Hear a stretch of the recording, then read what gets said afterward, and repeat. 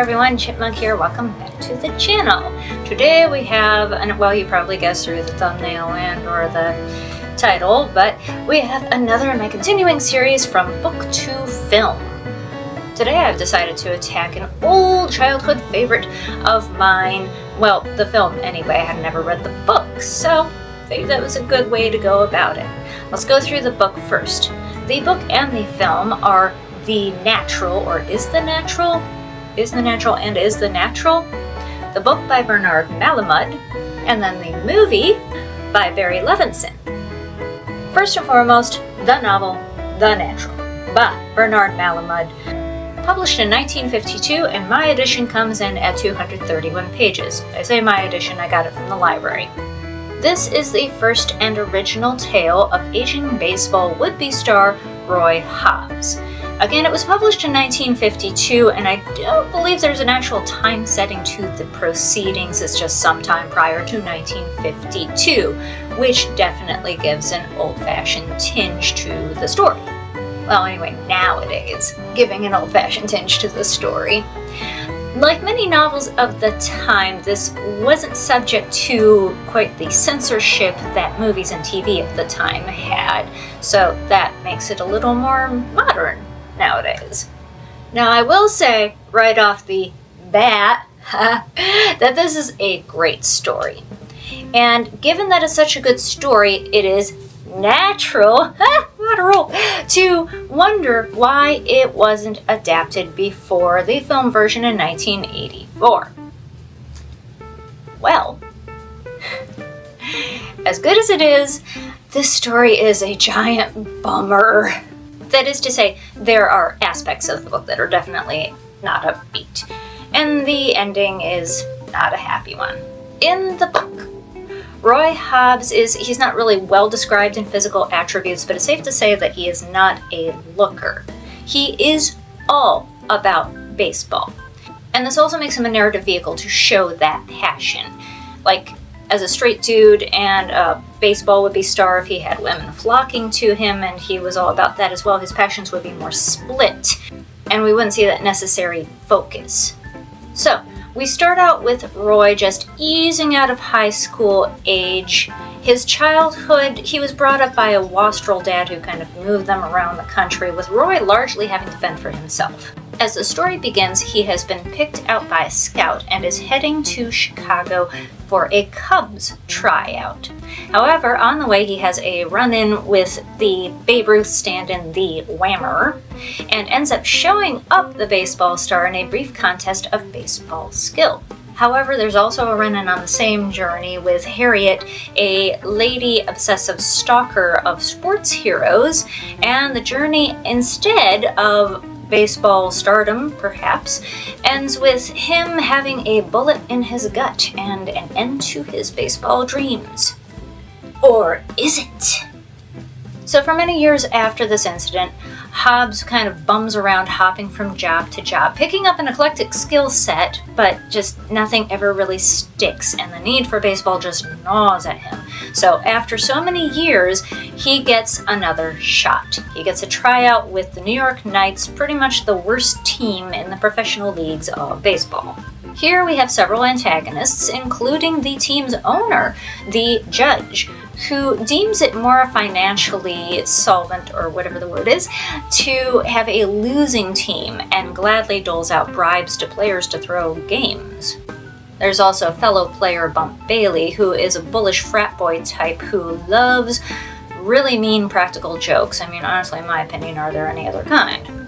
In other characters, there is also Pop, the crusty but lovable manager of the team, and Pop's niece Memo Paris, who is a redhead looker who goes out with Bump. Eventually, Bump passes away in an accident, and Memo is pursued freely by Roy. Now in his mid-30s, Roy has plenty of opportunities that he takes to prove his naysayers wrong, including the classic scene where he knocks the cover off the ball. There's also his meetup with stranger Iris, who just happens to be a woman who comes to the game to support him, and seeing his slump, stands up in the stands to show her support. This helps to break him off the slump, and he has a liaison with her. Now, although he feels his utmost desire is to have a life with Memo, Roy continues to think of Iris fondly. Now, all throughout the present, as it were, section of the novel, Roy is feeling his age more and more, and this culminates with a scene at a party where he overeats. Supposedly, the overstuffage was the final straw and his body just will not take anymore, so the doctor tells him to stop playing. Roy insists on playing one final game at least, if not more, if his body will manage to take it. Meanwhile, the judge gives him a bribe to throw that last game, and Roy fights it at first, but finally reluctantly accepts it, thinking maybe with that money he can give Memo the life that she wants. However, he does ultimately come to understand that Memo, who is a woman with several personality similarities to Harriet, wants very different things out of life than he does. Now, the final scene is the last game of the current season for the pennant. Pop, who was a professional player in his youth, has those hopes and dreams which are being reignited by Roy's leading the team. He does figure that maybe they haven't got a shot at the series, but if they can just get the pennant, he will be more than content with that. We, the readers, and Roy as well, both want the old man to have that one thing that he wants so badly, and Roy determines to give it his all. That last part is just full of suspense. Roy gets out in the field, runs around, ends up feeling great and invigorated. He goes up to the bat for that one final shot, determined to sock it out of the park and win it for Pop. Instead, he pulls a Casey at the bat and strikes out. The novel ends as Roy, late that night, goes out into the darkened outfield and buries the pieces of his broken bat there, while pondering what got him here, what might come next, and what else might matter in life, all while feeling his broken heart die inside him. The book was a little hard to get into at first, as the writing style took a little bit of adjustment, but once I did, it flowed really well. There's kind of a raw, earthy tone to it. I do not know if that's a typical Malamud thing. I've never read any of his books. Roy is a flawed hero. Not too bright, again, this is for a reason. He can be pugnacious when pushed. He's a bit of a practical joker when he wants to be. He's got a hefty knowledge of basic stage magic, which refers to his very past employments. And he spends too much time pursuing the wrong woman instead of the one that is right for him. But that's Roy in a nutshell. His relationships are parallel for his obsession with baseball and with being the best. And really, this book isn't about baseball.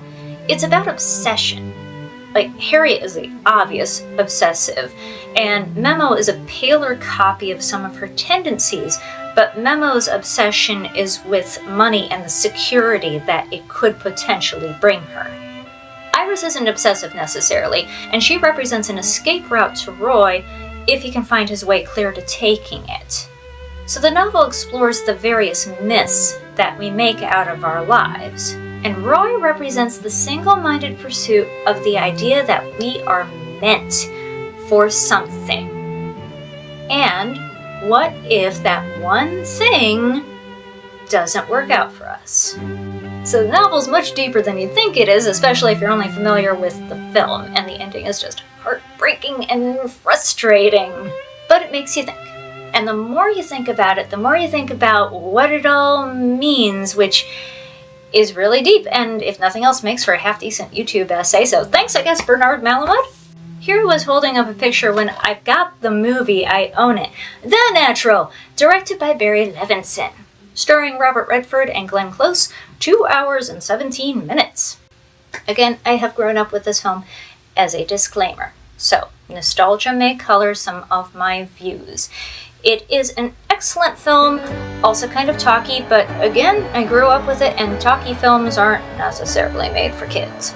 The movie follows Roy Hobbs on much the same trajectory. There's the train trip where he meets the Whammer, played by an excellently cast Joe Don Baker, and then has his dreams cut short by running with Harriet, played by a well-acted but not, in my opinion, as decently cast Barbara Hershey. Like, I know the timing doesn't work out, but in my head reading the book, Harriet looked a lot like Rachel Weisz in The Mummy, with the hair and everything. Near to 20 years later, Roy resurfaces as a scout pick for the really pretty pathetic New York Knights, managed by Pop Wilford Brimley, starred by Bump Bailey, and cheered on in melancholic fashion by Memo, here a blonde. Roy shows what an awesome player he is, and after Bump's passing, we begin seeing Memo on the regular, which brings on a slump. Iris comes to see him at a game and stands up for him, ending the slump. Roy helps the team to pennant position, all while the judge tries to bring him down. He heads to the hospital and is advised not to play, but heads to the final game regardless. And there are some lines which were preserved from the novel, so it was nice to read those and go, oh, I recognize that line. But those are the main similarities. It really ends there. This movie is a big old slice of Americana. First off, the movie has a happy ending. And it's not enough for Roy to just be a good player. He is a spectacular player, making some really amazing hits, knocking the cover off the ball, breaking the clock by the scoreboard. I think there's even a part where he breaks the scoreboard, if I remember correctly, and as a kicker, destroying every light in the park. It is the hero's journey in Western fiction, where he fights the odds and wins out at the end, which is very satisfactory, if not really realistic. The film takes care to hit every note. The hero rising from humble beginnings, working hard and facing adversity. The penultimate moment where it seems like everything's gonna fall apart. And then they overcome it all with one great last-ditch effort, which works out because you as the viewer are seeing this person as a substitute for your hopes and dreams. And hey, if it worked out for them, maybe it'll work out for you. And that's the American dream right there. Work hard, and it will work out. In the film, Roy Hobbs is Robert Redford, so it would be hard to believe he's just another schlub. Here he is a blonde, white, well-scrubbed farm boy whose father nurtures his talent. Roy still does end up on his own when his dad abruptly passes away. But just having his dad believe in him in the first place gives his character a boost because it's easier to believe in yourself so strongly when you've had someone believing in you from that early age. Here he's not a practical joker, although he does know a bit of magic. We just really don't get to find out anything about what Roy's been doing in the intervening years. He's still not world-wise by any means, but arguably smarter than in the book. Obviously, Memo is Kim Basinger, so as I said, not a redhead. That wouldn't have happened. She's still quite melancholy, although those issues aren't parsed out quite as much as they are in the book. The Memo in the book, she didn't go into her issues quite so much as she wasn't the focus, but it did seem that she had depressive tendencies. Pop doesn't have a lot of changes to him. We don't get to know his background quite so much as to why he wants the pennant so badly, but it's not absolutely necessary. And that ending shot with the falling light sparks reflected in his glasses just says it all. Iris is probably the most changed character. In the book, her life was entirely separate from Roy's. She was the single mother of a daughter due to a coerced rape when she was 15. And now that daughter is also having a child while very young. The daughter did fall in love and get married, not unusual for the time, but still. Anyway, Iris has now become a grandmother. She is not in the book very much. She stands up at the game just because she feels that Roy needs to know that he has someone in his corner. And afterwards he meets up with her and they have a night of connection at a beach, which is kind of harkened back to, slightly, in a scene with Roy and Memo talking at the beach. But for Roy and Iris in the book, it was that night of connection, both spiritual and physical. That scene is where Iris also confesses that she is a grandmother, which Roy uses as an excuse to try and put her from his mind. Later in the book, she comes to another game and again tries standing up, but this time Roy hits her with a foul ball. Filled with remorse, he runs to her side, finds her injured but not badly, and she tells him that she is pregnant with his child. That gives him the strength to carry on, but not ultimately carry the day. In the film, however, Iris is the girl from Roy's past. She is the literal girl from the farm next door. And they have a physical encounter just before he leaves for tryouts. They lose touch and only reconnect when she stands up at his game all those years later. Roy finds out that she has a son, and this distances him as he knows she's not with the father, but figures she has some connection with him, and there are some ways in which Roy is still dumber than a box of rocks, okay? At the end of the film, she slips him a note explaining that, yes, this is his kid, and this does actually give him the strength to carry the day. And as a denouement, we see the still-kicking Roy heading back to the farm with Iris and his boy. The main thing about the movie is that it is leaning into Roy's love of baseball. And that helps to make it, again, a big fat old slice of Americana. This is not just about the hero's journey, it's about the presentation. Many pivotal scenes are filmed at golden hour, giving a mythical property to those events. This plus the fact that every time Roy makes a foreshadowed important play, he slides into slow motion. And the absolutely brilliantly filmed final scene, which is a masterclass in suspense and payoff, that ball coming directly at you is perfection. All this makes this like an American version of a Greek myth, without a large part of tragedy and like birds pecking at your guts and stuff like that. Randy Newman's score rises to the same occasion, rounding things out with the theme both memorable and hummable that helpfully pops in to signify when something important is about to happen. Plus we have obvious symbols like Roy's bat, and then we have things like the lightning, more obvious symbolism that occurs early and near the end.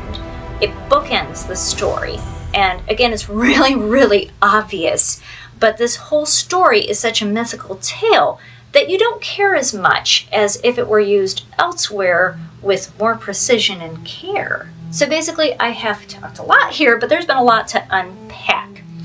The story is about a guy with a talent who banks everything on that talent and finds out in the end it isn't enough.